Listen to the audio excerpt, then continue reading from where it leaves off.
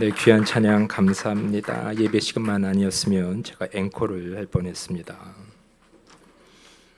네, 오늘 하나님께서 우리 가운데 주시는 말씀은 사무엘상 7장 3절에서 12절 말씀입니다. 사무엘상 7장 3절에서 12절까지의 말씀입니다. 제가 받들어 봉독합니다. 사무엘이 이스라엘 온 족속에게 말하여 이르되 만일 너희가 전심으로 여호와께 돌아오려거든 이방 신들과 아스타롯을 너희 중에서 제거하고 너희 마음을 여호와께로 향하여 그만을 섬기라. 그리하면 너희를 블레셋 사람의 손에서 건져내시리라. 이 이스라엘 자손이 바알들과 아스타롯을 제거하고 여호와만 섬기니라. 사무엘이 이르되 온 이스라엘은 미스바로 모이라. 내가 너희를 위하여 여호와께 기도하리라 하며 그들이 미스바에 모여 물을 길어 여호와 앞에 붓고 그날 종일 금식하고 거기에서 이르되 우리가 여호와께 범죄하였나이다 하니라. 사무엘이 미스바에서 이스라엘 자손을 다스리니라. 이스라엘 자손이 미스바에 모였다 함을 블레셋 사람들이 듣고 그들의 방백들이 이스라엘을 치러 올라온지라. 이스라엘 자손들이 듣고 블레셋 사람들을 두려워하여 이스라엘 자손이 사무엘에게 이르되 당신은 우리를 위하여 우리 하나님 여호와께 쉬지 말고 부르짖어 우리를 블레셋 사람들의 손에서 구원하시게 하소서 하니 사무엘이 젖 먹는 어린 양 하나를 가져다가 온전한 번제를 여호와께 드리고 이스라엘을 위하여 여호와께 부르짖음에 여호와께서 응답하셨더라. 사무엘이 번제를 드릴 때에 블레셋 사람이 이스라엘과 싸우려고 가까이 오매 그날에 여호와께서 블레셋 사람에게 큰 우레를 발하여 그들을 어지럽게 하시니 그들이 이스라엘 앞에 패한지라. 이스라엘 사람들이 미스바에서 나가서 블레셋 사람들을 추격하여 뱃갈 아래에 이르기까지 쳤더라. 사무엘이 돌을 취하여 미스바와 센 사이에 세워 이르되 여호와께서 여기까지 우리를 도우셨다 하고 그 이름을 에베네셀이라 하니라. 아멘. 여러분, 지난주 무슨 절기를 우리는 예배를 통하여 그 절기를 보냈죠? 부활절입니다. 우리 다시 한번 우리 옆에 분과 이렇게 인사하겠습니다. 예수님 부활하셨습니다.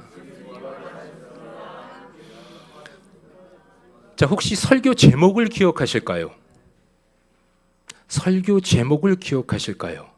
기대하지는 않았지만 부활을 네, 이따가 네, 감사합니다, 집사님. 네, 우리 따라하겠습니다. 부활을 살아가는 사람들. 그래서 그 메시지의 가장 중심은 부활은 죽음을 지나야 한다. 죽음을 지나야 한다. 부활은 죽음을 지나야만 가능하다. 사도 바울이 이렇게 고백했다고 지난주 말씀드렸습니다. 나는 날마다 어떻게 해요? 죽노라. 나는 그리스도와 함께 십자가에 못 박혔다. 이제 내가 사는 것은 나를 위하여 자기 몸을 버리신 우리 예수님과 함께 살아가는 것이다. 여러분, 이 고백이 우리 힘으로 되어지지 않습니다. 이렇게 부활하신 예수님과 살아가는 것이 우리 힘으로, 우리의 능력으로 되어지지 않습니다. 성령님의 도우심으로 이 말씀 한 구절 한 구절 우리의 삶 가운데 실제가 될 때에 우리는 비로소 그때에 부활의 신비를 누리고 있구나 고백할 수 있습니다. 하나님은 저와 여러분들이 부활을 살아내길 원하십니다. 부활은 죽음을 통과해야만 얻는 삶이다. 하나님께서 우리에게 말씀하십니다. 이제 이 메시지를 마음에 품고 오늘의 본문으로 시선을 옮겨보겠습니다. 오늘 우리는 선지자 사무엘 앞에 선 이스라엘 백성을 봅니다. 하나님을 섬긴다고 하면서도 마음 한켠에 무언가를 꼭 붙들고 있는 모습이 보입니다. 그들 마음에 이 여전히 버리지 못한 바알이 우두커니 서 있어요. 아스타롯도 보입니다. 우뚝 서 있습니다. 겉으로는 하나님을 섬기지만 속으로는 아직도 세상을 놓지 못한 그들의 실존. 하나님 잘 믿을게요. 그런데 바알과 아스타롯도 좀 같이 섬기면 안 될까요? 이 10년 가운데 있는 이 소리가 그들의 실존이었습니다. 아니, 하나님께 예배도 드린다고요. 예배를 드리지 않는 게 아니라 여호와 하나님께 예배 드릴게요. 그런데 바알과 아스타롯도 섬기면 안 됩니까? 이것이 그들의 실존이었습니다. 바알은 여러분 잘 알다시피 농사와 비의 신, 아스타롯은 사랑과 다산의 여신입니다. 이스라엘 백성은 바알과 아스타롯이 하나님보다 더 현실적이고 실질적으로 느껴졌습니다. 그 우상들이 눈에 보이는 복과 이 삶의 안정을 가져다 주겠지라고 그들은 생각했어요. 오늘날로 말하면 바알은 이 경제적인 성공입니다. 돈, 자산, 커리어, 내 삶을 지탱해 주는 것들입니다. 아스타롯은 정서적 만족과 관계 안에서의 인정 욕구를 상징합니다. 우리가 사람들과의 관계에서 이런 마음 드실 때 있잖아요.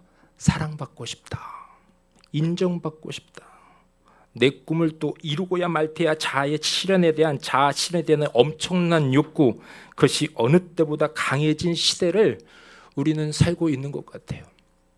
그래서 요즘 이 아이들이 10대 아이들이 또한 20대 초반의 아이들이 전부 다 매스컴을 통해서 이 메시지를 듣습니다. 스타가 되라, 스타가 되라. 아이들의 이 대부분의 꿈의 이 우선순위 가운데에 아이돌이 되고 싶어요. 자아 실현에 대한 엄청난 욕구를 현 시대에서 우리는 매스컴을 통해서 너무나 쉽게 볼 수 있습니다. 또한 아스타롯은 우리의 삶 가운데에 퍼져 있는데, 이 소셜 네트워크에서 여러분들이 이 페이스북에서 글 올리잖아요. 그러면은 저도 그랬던 모습이 있어서 제가 무슨 글을 쓰면은 누가 좋아요 누르나, 그 좋아요가 하나 둘 서이 계속 올라가면 그냥 마음이 좋아요. 인정받고 싶은 겁니다. 그러면서 신기하게 계속 페이스북을 들락날락하면서 내가 누군가에게 지금 인정을 받고 있구나. 그것이 삶의 작은 원동력이 되기도 합니다. 내가 인정받고 있구나, 사랑받고 있구나. 현대인들의 내면에 이 깊이 자리 잡은 갈망들입니다. 이때 이스라엘 백성 가운데 하나님도 좋아요, 바알도 좋고요, 아스타롯도 좋습니다 라고 그렇게 그들의 심령의 흐름이 그렇게 흘러가고 있을 바로 그때 사무엘이 이렇게 말합니다. 오늘 본문 7장 3절 4절 말씀 제가 받들어 봉독합니다. 너희가 전심으로 여호와께 돌아오려거든 이방 신들과 아스타롯을 너희 중에서 제거하고 너희 마음을 여호와께로 향하여 그만을 섬기라. 이 이스라엘 자손이 바알들과 아스타롯을 제거하고 여호와만 섬기니라. 사무엘이 전심으로 여호와께 돌아오려거든 어떻게 해요? 이방 신들 죽여야 된다라는 겁니다. 바알과 아스타롯은 단순한 우상이 아니라 그들이 의지하던 삶의 방식이었습니다. 그것을 내려놓는 것, 그것이 회개의 본질이었습니다. 여러분, 이스라엘 백성들이 어떤 선택을 했을까요? 여러분, 이스라엘 백성이 순종합니다. 전 너무 깜짝 놀랐어요. 이미 잘 알고 있는 본문이지만 읽을 때마다 깜짝 놀라요. 이스라엘 백성은 불순종의 아이콘이잖아요. 참 감사했습니다. 이렇게 간혹 순종도 해줘서. 순종도 하는구나, 순종도 하는구나. 여러분, 우리도 요즘을 살아내면서 매 순간 아직 내 마음 가운데 또아리를 틀고 있는 바알이, 아스타롯이 보일 때가 있습니다. 예수님의 부활은 단지 과거의 사건이 아닙니다. 예수님의 부활은 우리의 삶을 도전하는데, 부활의 삶은 매일의 삶 가운데 내 안에 자꾸만 우두커니 나의 삶을 지배하려고 드는 바알을 버릴 때에, 이 아스타롯을 내어 던질 때에 우리는 예수님과 손붙들고 부활의 신비를 살아갈 줄로 믿습니다. 그리고 이렇게 고백하는 거죠. 주님만 사랑합니다. 주님만 경배합니다. 주님만 예배합니다. 제가 너무나도 좋아하는 찬양 사역자 한 분이 계십니다. 그분이 이런 노래를 지었어요. 그분은 유선숙 전도사님이란 분인데, 자막을 한번 띄워봐 주시면, 내 삶의 의미, 주를 사랑함, 주를 사랑함. 내 삶의 목적, 주를 예배함, 주를 예배함. 오직 주님만, 오직 주님만, 오직 주님만을 사랑합니다. 오직 주님만, 오직 주님만, 오직 주님만을 예배합니다. 멜로디가 궁금하시지 않습니까? 오직 주님만, 오직 주님만, 오직 주님만을 사랑합니다. 오직 주님만, 오직 주님만, 오직 주님만을 예배합니다. 따라하실 수 있겠어요? 오직 주님만, 오직 주님만, 오직 주님만을, 오직 주님만을 사랑합니다. 오직 주님만, 오직 주님만, 오직 주님만을 예배합니다. 어느 날 기도원에 올라갔습니다. 기도원에 올라가서 이 찬양을 불러드렸습니다. 이 찬양을 왜 불렀을까요? 이게 잘 안 되더라고요. 그러면서 이렇게 기도했던 기억이 납니다. 하나님, 죄송해요. 주님만 사랑하는 게 너무 힘듭니다. 이게 제 실존입니다.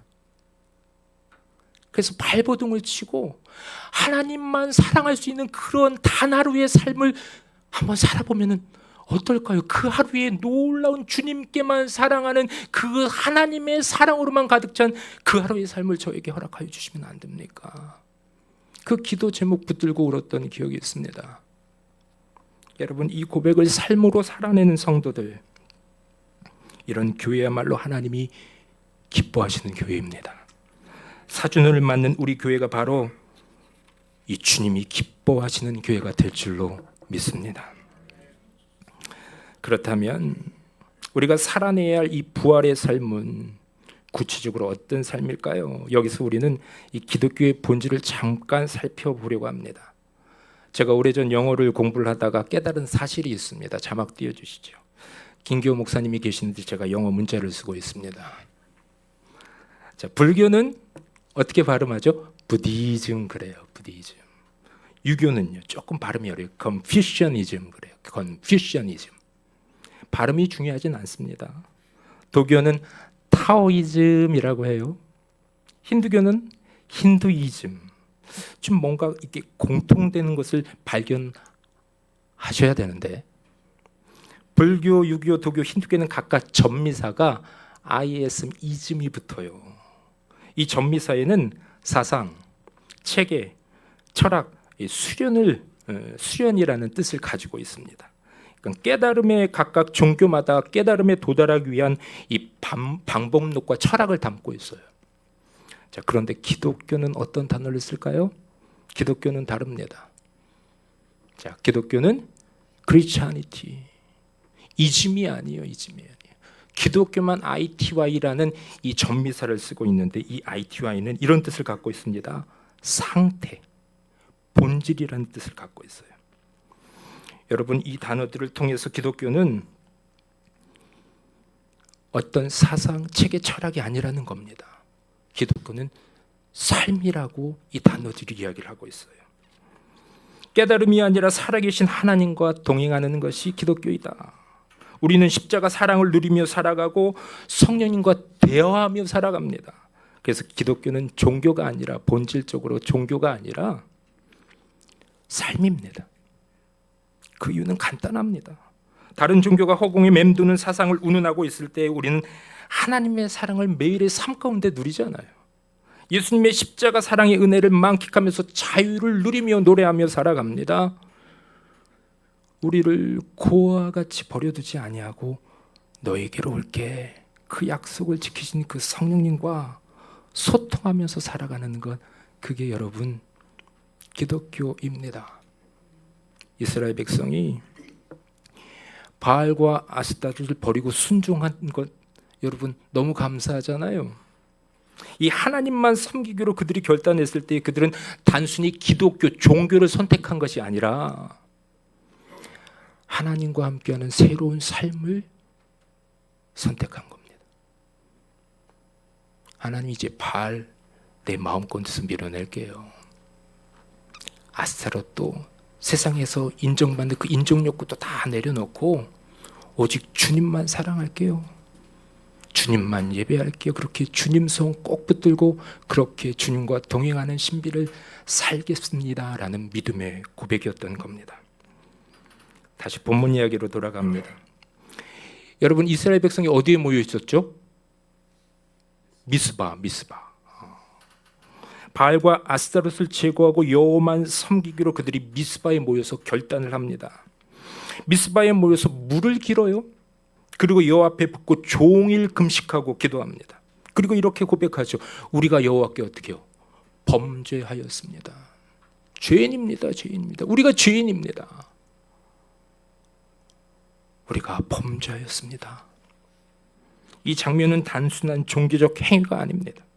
물을 붓는다는 건 이 비워냄의 상징입니다. 우리 교회는 특징적으로 비움과 체험의 기도가 있잖아요. 이 이스라엘 백성들이 물을 쏟는 이 행위는 우리의 모든 더러운 것들을 다 쏟아 놓겠습니다라는 이 고백이에요. 죄도, 욕망도, 우상도, 자존심도, 두려움도 모두 다 쏟아내고 빈 마음으로 하나님께 섰습니다. 진짜 회개로 나아가는 겁니다. 감정만이 아니라 삶의 방향을 돌이키는 그들의 결단이었습니다. 그런데 바로 그때에 성경은 뭐라고 기록하고 있습니까? 블레셋이 쳐들어왔다. 바로 그때 이 블레셋이 이스라엘이 모였다는 소식을 듣고 공격해 옵니다. 아니, 이스라엘이 이제야 드디어 순종하면서 회개의 자리로 나아갔다니까요. 눈물 콧물 쏟으면서 은혜 충만하고 있는 이때에, 아니 바알 버리고 아스타롯 다 제거하고 물 붓고 금식하면서 우리가 여호와께 범죄하였나이다, 정말로 은혜의 도가니. 그럼 무엇을 예상합니까? 사람들은 이제 이렇게 주님 앞에 회개하며 나아갔으니까 하나님이 복 주시겠구나. 하나님, 저 회개했잖아요. 이제 잘 풀려야 되는 것 아닙니까? 내 인생. 아니, 예수 믿었잖아요. 세상의 것 다 내어버리고 이제 교회 다니기 시작했잖아요. 이제 나 복 받아야 되는 것 아닙니까? 딱 이 딱을 한 1시간 했으면 좋겠어요. 딱 축복을 기다리는 그 순간에 원수가 공격해 옵니다. 그런데요, 여러분, 이스라엘 백성이 모인 곳이 어디라고요? 미스바. 미스바는 망대, 파수대라는 뜻을 가진 이 높은 언덕이에요. 이 전략적으로 보면 최악의 자리입니다. 요새도 없고 병력도 없고 그들은 무기도 없었습니다. 이스라엘은 눈물로 금식하며 기도하며 모였기에 완전히 어떻게 해요? 무방비 상태. 블레셋은 이 틈을 놓치지 않고 달려들죠. 이스라엘은 그 높은 언덕 위에서 완전히 코너에 몰려있는 상황. 지금 믿음으로 모였던 거예요. 눈물, 콧물, 범벅이 되어서 주님께 나아가고 있었습니다. 그런데 왜 하나님은 이 블레셋의 공격을 허락하시는 것일까? 우리 7절 9절의 말씀을 이번에는 함께 읽겠습니다. 시작. 이스라엘 자손이 미스바에 모였다 함을 블레셋 사람들이 듣고 그들의 방백들이 이스라엘을 치러 올라온지라. 이스라엘이 전디 듣고 블레셋 사람들을 두려워하여 이스라엘 자손이 사무엘에게 이르되 당신은 우리를 위하여 우리 하나님 여호와께 쉬지 말고 부르짖어 우리를 블레셋 사람들의 손에서 구원하시게 하소서 하니 사무엘이 젖 먹는 어린 양 하나를 가져다가 온전한 번제를 여호와께 드리고 이스라엘을 위하여 여호와께 부르짖음에 여호와께서 응답하셨더라. 아멘. 은혜 충만, 말씀 충만, 성령 충만, 눈물 충만, 콧물 충만. 그래도 하여튼 콧물이 나야 조금 은혜를 받은 것 같아. 근데 그 상황 가운데 있는데 이 대적 블레셋이 쳐들어옵니다. 이스라엘 백성들이 다급해졌어요. 사무엘에게 나아가 기도를 요청합니다. 쉬지 말고 부르짖어 우리를 블레셋 손에서 좀 건져 주십시오. 여러분, 지금 이스라엘 백성은 당장 블레셋이 쳐들어온 초긴장 상황이에요. 무기도 없습니다. 병력도 없습니다. 달아날 길도 없습니다. 그때 오늘 성경은 무엇이라고 기록하고 있냐면 사무엘이 무언가를 요청합니다. 어린 양, 그것도 젖 먹는 어린 양 하나를 가져오십시오. 그리고 온전한 번제를 드립니다. 아니, 지금 어떤 상황인데요? 사무엘 선지자님, 지금 온전한 번제를 드릴 때가 아니라니까요. 지금 뭔가 행동을 하셔야지. 지금 예배할 때가 아닙니다. 정신 바짝 차리십시오. 그런데 사무엘이 전혀 흔들리지 않습니다. 대충 번제를 드리지 않았대요. 온전한 번제를 드렸대요. 여러분, 온전한 번제는 먼저 제물을 준비합니다. 흠 없는 어린 양이에요. 그 제물이 준비가 되면 어떻게 해요? 그 어린 양을 죽입니다. 내장을 정리하고 피를 뿌립니다. 고기를 조각내고 장작을 쌓아 불을 붙이고 모든 것을, 화목제와 틀려요. 번제는 모든 것을 태워드리는 제사입니다. 몇 분 만에 끝나는 제사가 아니에요. 정성을 다해서 이 예배의, 이 제사의 질서를 맞추어 가면서 마음과 뜻과 힘과 정성을 다하여 사무엘은 온전한 번제를 드립니다. 가장 위급한 순간에 사무엘은 온전한 번제를 선택합니다. 한번 따라하겠습니다. 가장 위급한 상황에 온전한 예배를 선택하자. 사무엘은 사람들의 시선에 휘둘리지 않습니다. 하나님을 바라보며 마음과 뜻과 정성을 다하여 온전한 번제로 나아갑니다. 여러분, 근데 우리도 그렇지 않습니까? 바쁠 때, 마음이 무너질 때, 일이 터졌을 때 예배가 자꾸 나중으로 밀려나갑니다. 이 10년 가운데 마귀 새끼들이 지금 예배할 때가 아니잖아. 좀 이렇게 마음 좀 정리하고 예배에 나아가도 늦지 않아. 하지만 성경은 이렇게 기록합니다. 가장 위급할 때 가장 먼저 예배해야 한다. 여러분, 진짜 믿음은요, 위기 상황 가운데 드러납니다. 진짜 믿음은 편안할 때만 예배 드리는 것이 아니라 힘들 때에도 내 상황이 정말로 곤란하고 숨조차 쉴 수 없는 그 급박한 상황 가운데도 오직 주님만을 사랑합니다. 오직 주님만을 예배합니다. 예배는 상황이 좋아서 드리는 것이 아니라 하나님이 여전히 하나님이시기 때문에 드리는 것이 예배입니다. 여러분, 하나님은 변하지 않으십니다. 우리의 상황이 변해도, 우리의 감정이 흔들려도 하나님은 여전히 신실하신 우리의 왕이십니다. 그래서 우리는 예배를 드립니다. 형편이 좋아서가 아니라 하나님의 전능하심을 그저 찬양하는 겁니다. 기분이 좋아서가 아니라 하나님의 신실함을 믿기 때문에 우리는 그분을 경배하는 겁니다. 여러분, 가장 위급한 그때 사무엘은 예배를 선택합니다. 그리고 그 한 사람의 예배를 통해 하나님이 일하기 시작합니다. 우리 본문 10절 말씀을 함께 읽겠습니다. 시작. 사무엘이 번제를 드릴 때에 블레셋이 싸우려고 가까이 오매 그날에 여호와께서 블레셋 사람에게 큰 우레를 발하여 그들을 어지럽게 하시니 그들이 이스라엘 앞에서 패한지라. 한 사람의 온전한 예배가 그 미스바에서 주님께 드려지기 시작할 때에 하나님이 직접 싸우기 시작합니다. 이스라엘이 칼을 든 것도 아니었습니다. 전략을 짠 것도 아니었습니다. 예배가 무기였고 예배가 방패였고 예배가 승리였습니다. 근데 여러분, 이 10절을 자세히 보십시오. 번제를 드리는 그 순간에 곧바로 우레가 내려친 게 아니에요. 사무엘은 온전한 번제를 드리고 있는데 블레셋은 점점 미스바 언덕을 향해 밀어 닥쳐 올라오고 있는 상황입니다. 더 긴박한 상황으로 연출하시는 스릴과 서스펜스를 너무나 좋아하는 우리 하나님. 너무나 많은 분들이 이제 심령에 동감하고 계시는데 칼을 들고 갑옷을 두르고 함성을 지르면서 블레셋 군들이 진격해 오는 겁니다. 절체절명의 위기, 이제 끝이라고 생각한 바로 그때 이스라엘 백성은 아무것도 할 수 없었습니다. 그때 맑았던 하늘이 갈라집니다. 벼락이 내리치고 천둥이 진동합니다.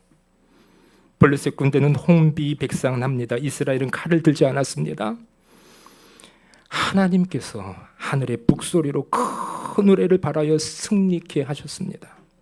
구름 사이로 쏟아지는 천둥, 심장을 움켜쥐는 번개의 복음, 그 한가운데서 이스라엘 백성이 깨닫습니다. 이 싸움은 우리가 하는 게 아니었구나.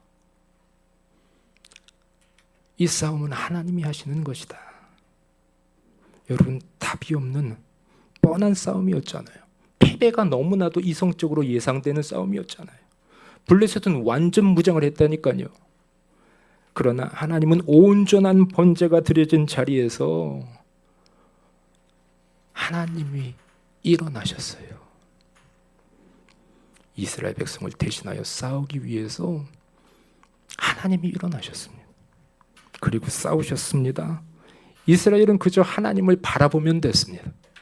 그러나 하나님은 천군 천사를 통하여 그들의 싸움을 대신해 주셨습니다. 여러분, 온 세상이 우리를 대적해도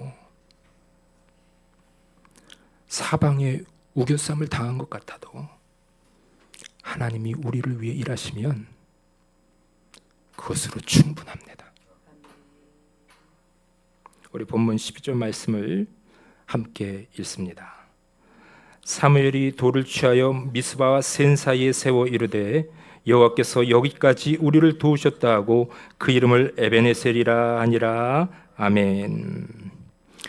그 승리 이후 온전한 번제를 드리는 그 이스라엘 백성을 위하여 하나님이 일어서시더니 그 블레셋 군대를 다 멸하십니다. 그리고 나서 사무엘이 돌 하나를 취하여 세웁니다. 그리고 그 돌에 이름을 붙입니다. 그 이름은 너무나 유명한 에베네셀. 여호와께서 여기까지 우리를 도우셨다. 도움의 돌. 이것은 단순한 기념비가 아니잖아요.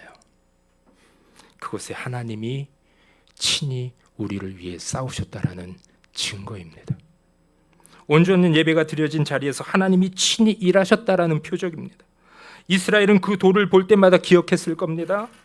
우리가 싸운 게 아니다. 하나님이 싸우셨다. 우리가 이긴 게 아니다. 하나님이 우리를 붙들고 이기게 하셨다. 사랑하는 성도 여러분, 오늘 우리는 교회 창립 4주년을 맞이했습니다. 돌아보면 단 한 가지 이유입니다. 여호와께서 여기까지 우리를 도우셨기 때문이다. 여러분, 우리도 때로는 미스바에 서 있을 때가 있어요. 위기의 언덕 미스바에 서 있을 때가 있습니다.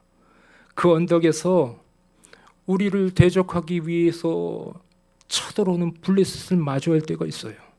마음이 흔들립니다. 외롭고 쓸쓸하고 어디로 가야 할까? 그 답을 알지 못해 답답합니다. 기도에도 변하지 않는 현실 앞에서 한숨을 삼키고 눈물을 훔칠 때가 종종 있습니다.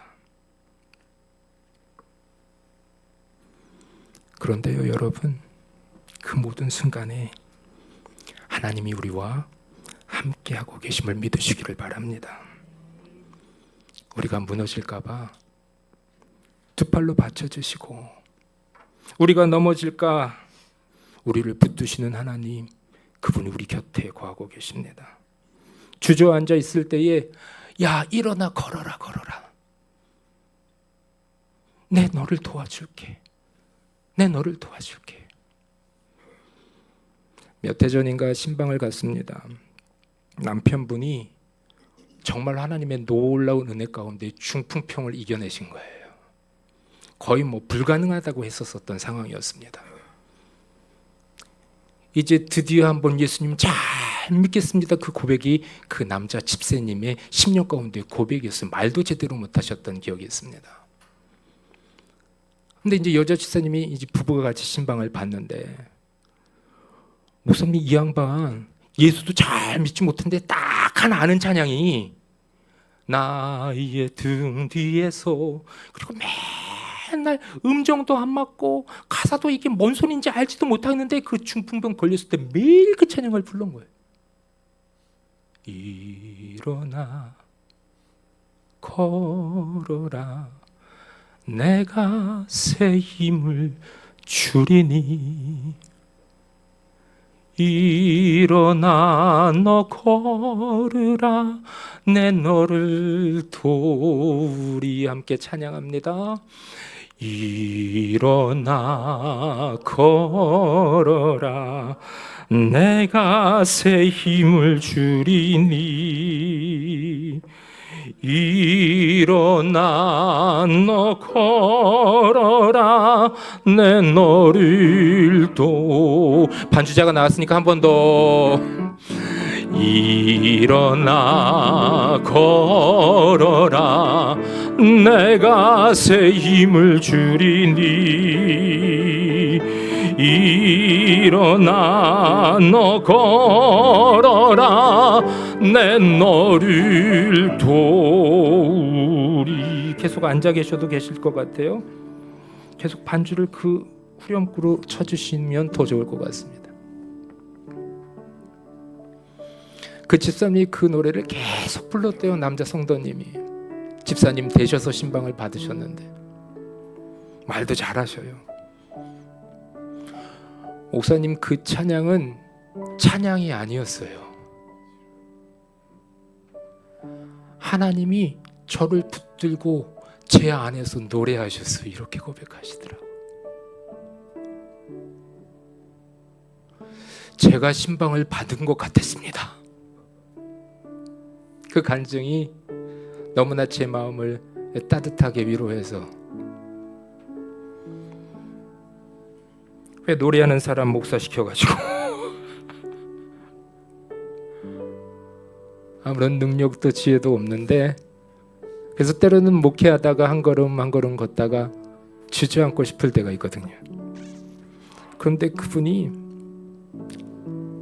목사님 제 아플 때 성령님이 저를 붙들고 제 안에서 노래하고 있었어요. 저 찬양도 참 많이 불렀거든요. 근데 나도 이렇게 찬양하고 싶다. 내 힘과 능력으로 노래하고 찬양하는 게 아니라 내 안에서 하나님이 노래하는 그 놀라운 신비를, 그 찬양을 경험하고 싶다. 그 마음 가운데 기도했던 것 같습니다. 여러분, 우리는 이 자리에서 이렇게 고백할 수 있습니다.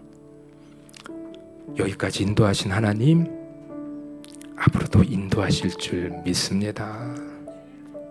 사랑하는 여러분, 비록 때로는 지칠 때가 있어요. 눈물이 흐를 때가 있습니다. 그러나 우리는 믿음의 길을 결코 멈추지 않을 겁니다. 온전한 예배를 드리며 주님 앞에 모든 것을 쏟아내면서 기도하며 나갈 겁니다. 믿음의 한 걸음, 함께 걷는 미디에이터 교회의 한 걸음, 에베네셀 하나님을 붙들고 앞으로 전진하며 나아갈 것입니다. 그리고 여러분, 앞으로 5년, 앞으로 10년 후 우리는 더 분명히 알게 될 겁니다. 그때 오늘을 돌아보면서 또 이렇게 고백할 겁니다. 여호와께서 여기까지 우리를 도우셨다. 여호와께서 여기까지 우리를 도우셨다. 그 신실하신 하나님을 함께 찬양합니다.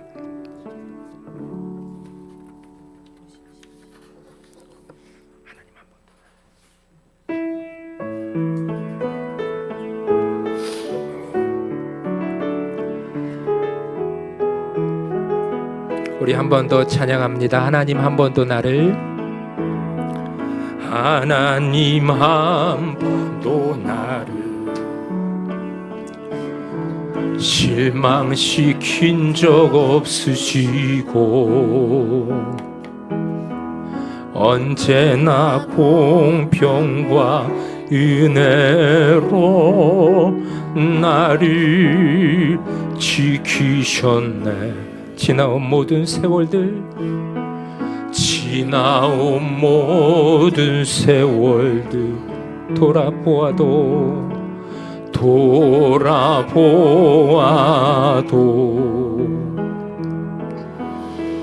그 어느 것 하나 주의 손길 안 미친 것 전혀 오 신실하신 주, 오 신실하신 주 아버지, 오 신실하신 주, 내 너를 떠나지도 않으리라, 내 너를 버리지도 않으리라. 약속하셨던 주님, 그 약속을 지키사 이후로도 영원토록 나를 지키시리라. 오 신실하신 주님, 오 신실하신 주, 오 신실하신 주, 내 너를 떠나지도 않으리라, 내 너를 버리지도 않으리라. 약속하셨던 주님, 그 약속을 지키사